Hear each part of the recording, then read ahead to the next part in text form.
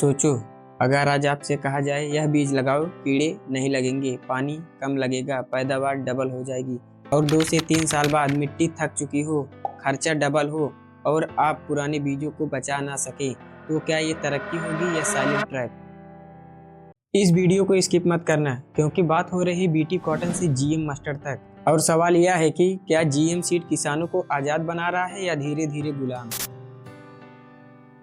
सबसे पहले बेसिक समझ लो, इसमें क्या होता है, एक प्लांट के अंदर दूसरे जीव का जीन डाल दिया जाता है ताकि प्लांट बोले मुझे कीड़े नहीं लगेंगे, मुझे बीट से कोई फर्क नहीं पड़ता है। पर दिक्कत तो यहीं से शुरू होती है। साल 2002 इंडिया में पहली बार कमर्शियल जीएम क्रॉप आई जिसमें एक विशेष प्रकार के बैक्टीरिया का जीन था, बैसिलस थ्यूरिंजेंसिस। कंपनी ने वादा किया कीड़े नहीं लगेंगे, स्प्रे कम करना पड़ेगा, पैदावार बढ़ेगी, प्रॉफिट भी बढ़ेगा। पर फिर ग्राउंड रियलिटी आई। बीज महंगा, देसी कॉटन सीड 300 से 400 रुपए और बीटी कॉटन सीड 1500 से 2000 रुपए। और सबसे बड़ी बात, ये बीज दोबारा नहीं उगाया जा सकता था। कीड़े स्मार्टर हो गए, नेचर कभी हार नहीं मानता। बाल वार्म ने इम्यूनिटी बना ली और नए नए कीड़े आने लगे। व्हाइट फ्लाई, पिंक बाल वार्म, एफिड्स, स्प्रे फिर से बढ़ने लगा।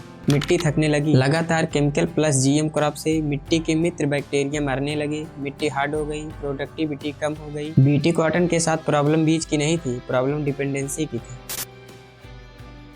बीज महंगा, फर्टिलाइजर महंगा, पेस्टिसाइड महंगा, पर कॉटन का भाव हमेशा कंट्रोल में। लॉस हुआ, कर्ज लिया, कर्ज चुकाने के लिए फिर वही बीज और फिर वही साइकिल। जब किसान बीज बचाना छोड़ देता है, समझ लो उसकी आज़ादी पर पहला वार हो चुका है।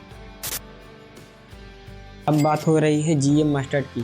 तेल इंपोर्ट कम होगा, यील्ड बढ़ेगी, देश को फायदा होगा। पर सवाल यह है, किसान को क्या फायदा होगा? जीएम मस्टर्ड हर्बिसाइड टॉलरेंस है, यानी ज़्यादा बीट किलर स्प्रे और ज़्यादा केमिकल मिट्टी में।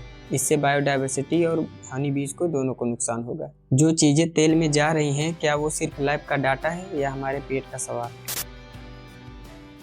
टेक्नोलॉजी खराब नहीं होती है, पर जब टेक्नोलॉजी कंट्रोल का टूल बन जाए तब दिक्कत होती है। Seed patent, legal contract, seed बचाना इलीगल। जो किसान हजारों सालों से बीज बचाता आ रहा है, आज उसे जुर्म बताया जा रहा है। ये सिर्फ फार्मिंग का नहीं, खास संप्रभुता का सवाल है। सोल्यूशन सिर्फ जीएम या नो जीएम नहीं है, सोल्यूशन है बैलेंस्ड अप्रोच। देसी बीज का प्रोटेक्शन, पब्लिक रिसर्च स्ट्रांग हो, सॉइल फ्रेंडली फार्मिंग हो, फार्मर को चॉइस मिले, ट्रांसपेरेंट ट्रायल्स हो। किसान तभी स्ट्रांग होगा जब बीज उसके हाथ में होगा। याद रखें, बीज सिर्फ दाना नहीं, बीज होता है भविष्य का फैसला। और यदि आज हम चुप रहें तो कल चॉइस खत्म हो जाएगी। कमेंट में बताओ जीएम बीज के साथ आपका एक्सपीरियंस क्या रहा, और इस वीडियो को शेयर करो ताकि हर किसान फैसला लेने से पहले जीएम के बारे में पूरी सच्चाई जान ले। और चैनल को सब्सक्राइब करें ऐसे ही मोर इन्फॉर्मेटिव वीडियो के लिए।